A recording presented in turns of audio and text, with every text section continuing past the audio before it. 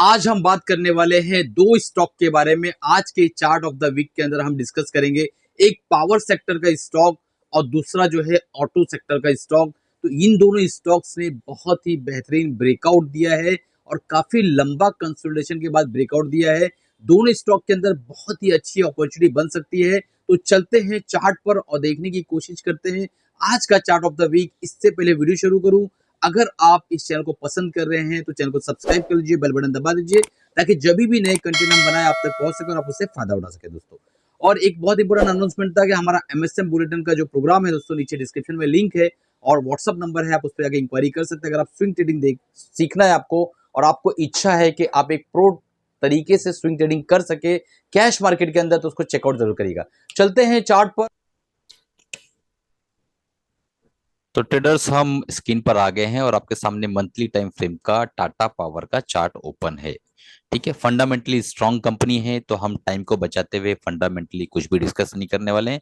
Already Tata power पे मैंने एक और दो वीडियोस बना रखे हैं, आप जाके चेक कर सकते हैं, प्लेलिस्ट में आपको मिल जाएगा। टाटा पावर ट्रेडर्स मजर अगर यूट्यूब पे डालते हैं तो ओपन हो जाएगा दोस्तों। तो यहाँ पे मैंने ऑलरेडी प्लॉट कर रखा है बॉलिंजर बैंड, ये अपर बॉलिंजर बैंड है, ये मिडल बॉलिंजर बैंड है, ये लोअर बॉलिंजर बैंड है और 200 ईएमआई है यहाँ पे। तो हम चलते हैं, सबसे पहले देखने की कोशिश करते हैं कि एक विशाल रैली यहाँ पे देखने को मिली आपको। और उसके बाद यहाँ से जो है एक आप देखेंगे एक रेजिस्टेंस लाइन थी, ये एक पोल एंड फ्लैग पैटर्न यहाँ पे क्लियर कर दिखा। मैंने निफ्टी के एनालिसिस भी एज इट इज ऐसे ही किया था, याद आ रहा है आपको शायद। ठीक है, तो इस तरीके से पोल एंड फ्लैग पैटर्न और यहाँ पे इसका ब्रेकआउट मिला। ठीक, तो ये वो इलाका है, वो एरिया है जहां पे मैंने इसको एक्यूमुलेट करना शुरू किया और मेरी एवरेज बाइंग जो है टाटा मोटर्स की कुछ हद तक कहेंगे कि थोड़ा ऊपर भी आ गई, क्योंकि मैंने कुछ यहाँ भी बाय किया था और काफी दिनों से मैं इसमें था। ठीक है, ये एक क्लियर कट बात है, आपको बता देता हूँ, डिस्क्लेमर देना चाहता हूँ। मेरी तरफ से कोई बाय सेल रिकमेंडेशन नहीं। आप देखेंगे यहाँ पे इसने एक रेजिस्टेंस लिया, अगेन यहाँ रेजिस्टेंस, फिर ये ऊपर जाने की कोशिश किया, 298 तक भी गया, बट वापस इसको यहाँ नीचे लाया गया। और कहीं ना कहीं हम कह सकते हैं कि ये जो अगर हम बॉडी टू बॉडी पकड़े, कई बार क्या होता है ना दोस्तों कि वीक की इतनी वैल्यू नहीं रहती है जितनी बॉडी की। ये वीक जो है यहाँ पे शेडो जिसको कहते हैं, उसकी वैल्यू रहती है, बॉडी की वैल्यू रहती है। तो यहाँ पे बॉडी देखिए, इसकी बॉडी अगर इस तरीके से पकड़े तो यहाँ पे एक ब्रेकआउट क्लियर कट हमें दिखाई दे रहा है। ठीक है, अब चलते हैं, देखने की कोशिश करते हैं कि अगर हम पुल एंड फ्लैग के हिसाब से देखें तो हमारा ब्रेकआउट यहीं कहीं हो गया था, बट हम रुके रहे कि पूरी तरीके से अच्छे से ब्रेकआउट हो जाए, फिर आप लोगों के लिए इसको चार्ट ऑफ द वीक के हिसाब से पेश किया जाएगा। अब यहाँ पे देखिए, हाँ अब यहाँ क्लियर कट समझ में आ रहा है कि एक बार स्टॉक ने यहाँ पे कोशिश की जाने की, नहीं जा पाया, फिर अगेन ट्राई किया दो बार, फिर तीन बार, फिर चार बार, फिर अगेन जो है इस वीक में इसने ट्राई किया, नहीं जा पाया, फाइनली इसके बाद इसने अच्छा ब्रेकआउट यहाँ पे दिया है। तो हम अगर देखें तो आरएसआई वीकली टाइम फ्रेम का चार्ट है दोस्तों टाटा मोटर्स का। तो यहाँ पे आरएसआई 71.62 बहुत बढ़िया बुलिश है, वॉल्यूम भी बहुत अच्छा आ रहा है यहाँ पे। और अगर आप यहाँ देखें तो ये अपर बॉलिंजर बैंड को कंटिन्यूअस ब्रीच करते हुए ऊपर की तरफ जा रहा है और लाइफ टाइम हाई की तरफ बढ़ता हुआ नजर आ रहा है। तो इसका लाइफ टाइम हाई 298 है, 298 है, बराबर है। अब यहाँ पे अभी जो प्राइस चल रहा है इसका 255 का प्राइस चल रहा है। 255 पे इसने यहाँ पर एक बार रिटेस्ट किया था, यहाँ पे एक बार रिटेस्ट किया था, इसके ऊपर गया, नहीं सस्टेन कर पाया, नीचे चला आया, यहाँ पे रिटेस्ट किया था। कहीं ना कहीं हम देख सकते हैं कि एक बार रिटेस्ट किया, दो बार रिटेस्ट किया, तीन बार, चार बार, पांच, और ये छठी बार यहाँ पे रिटेस्ट करने की कोशिश कर रहा है 250-55 के आसपास का प्राइस। तो अगर मेरे पास 1 लाख रुपया है, मैं एग्जांपल देना चाह रहा हूं, तो इस एरिया के अंदर इस ब्रेकआउट पे मैं 25-30 के आसपास डिप्लॉय करना चाहूंगा। उसके बाद लाइफ टाइम जो ब्रेकआउट है वो उसके ऊपर बाकी के पैसे मैं डिप्लॉय करूंगा। यहाँ पे एक पहली बात समझ लीजिए कि यहाँ पे एक ट्रेन लाइन का भी ब्रेकआउट हुआ है और साथ ही साथ यहाँ पे अपर बोलिंगर बैंड का भी ब्रेकआउट हुआ है। और तीसरी बात यह कि लाइफ टाइम हाई के करीब जो हमारा रेजिस्टेंस था, नियर रेजिस्टेंस, वो भी ब्रेक हुआ है। तो कहीं ना कहीं ये एक अपॉर्चुनिटी क्रिएट करके दे रहा है कि यहाँ पे हम जो है एक ट्रेड की गुंजाइश बना सकते हैं। अब सर एसएल क्या होगा, तो एसएल में आपको बता देता हूं कि हमारा अगर इस ट्रेड के अंदर हम एंट्री कर रहे हैं तो हमारा एसएल बट नेचुरल 210 211 का ये हमारा एसएल होगा। अगर ये इसके नीचे आता है फिर ये वापस से रिटेस्ट कर सकता है 180 170 का एरिया, इस चीज को आप याद रखिएगा। ठीक है सर, आपकी क्या राय है? मेरी राय बुलिश है, इसके अंदर मैं बुलिश हूं, बट आप अपने फाइनेंशियल एडवाइजर से राय मशवरा लेने के बाद काम करिएगा, क्योंकि मेरी जो होल्डिंग कैपेसिटी है वो बहुत अलग है। मैं कई बार किसी किसी शेयर में 7 महीना, कई बार 1.5 साल, कई बार 2-2 साल भी पड़ा रहता हूँ, बिल्कुल हिलता ही नहीं हूँ। टच से मस नहीं होता हूँ, पड़ा रहता हूँ, क्योंकि मेरा मनी मैनेजमेंट, रिस्क मैनेजमेंट में जो कैपिटल डिप्लॉय करता हूँ किसी स्टॉक में, वो मेरा एक अलग तरीका है, और मैं अपने एमएसएम बुलेटिन के प्रोग्राम के अंदर भी उसको सिखाता रहता हूँ, अपने जो लर्निंग कोर्सेज हैं उस पर भी सिखाता रहता हूँ। और वीडियो भी मैंने ऑलरेडी बना के डाले हुए हैं, बट लर्निंग वीडियो आप लोग देखते कहाँ हैं? आप लोगों को तो लेवल पता रहना चाहिए कि ये मिला, यहाँ से निकले वहां गए, इस तरीके से लेवल, और उसी में बड़ा मजा भी आता है। ठीक है, तो अब देखिए यहां से एक चीज मैं समझाने की कोशिश करता हूं आप लोगों को, ये सारी चीजें मैं हटा रहा हूं, ये हटा रहा हूं, और मैं यहां से बोलिंजर बैंड को भी हटा रहा हूं। ठीक है, ये बोलिंजर बैंड भी मैंने हटा दिया है।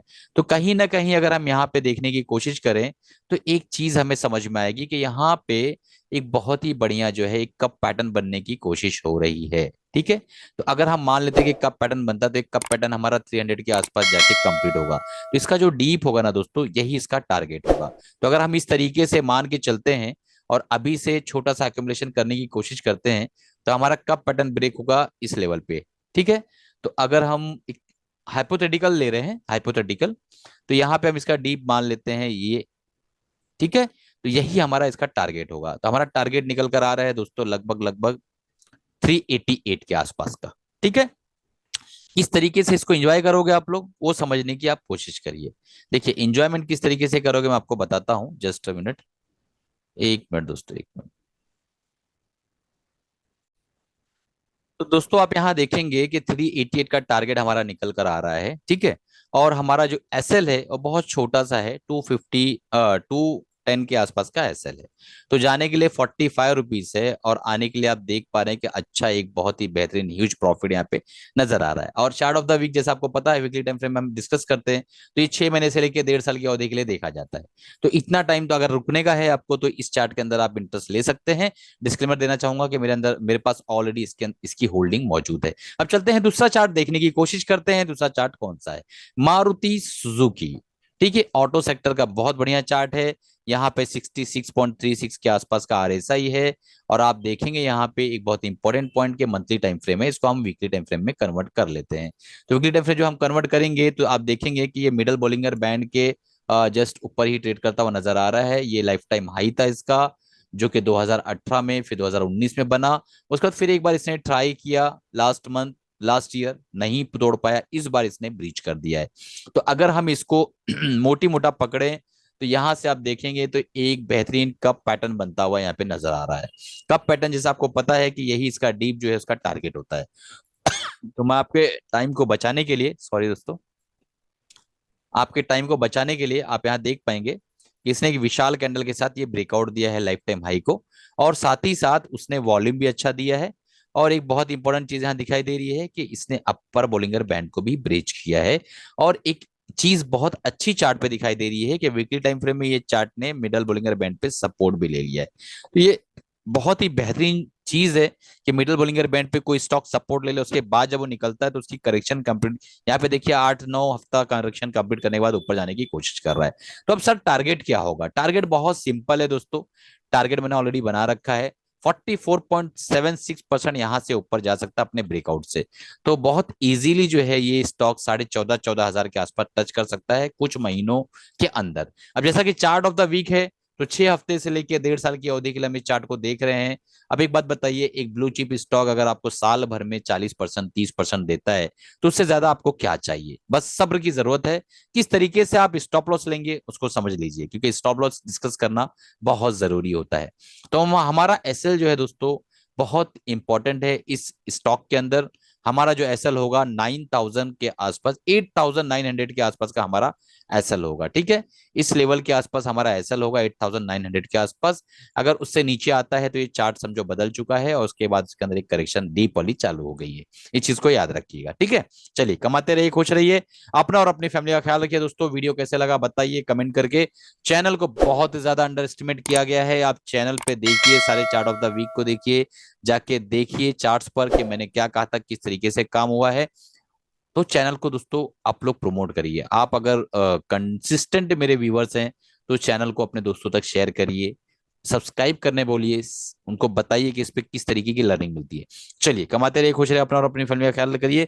एमएसएम बुलेटिन अगर आपने सब्सक्राइब नहीं किया, नीचे डिस्क्रिप्शन में लिखे सब्सक्राइब कर लीजिए, क्योंकि कल एक बुलेटिन आने वाला है जिसमें आपको बहुत कुछ सीखने मिलने वाला है दोस्तों। मिलते हैं अगले प्रोग्राम में अगले वीडियो के साथ। अपने फाइनेंशियल एडवाइजर राय मशवरा लेने के बाद काम करेगा। मेरी तरफ से कोई भी बाय सेल रिकमेंडेशन नहीं है।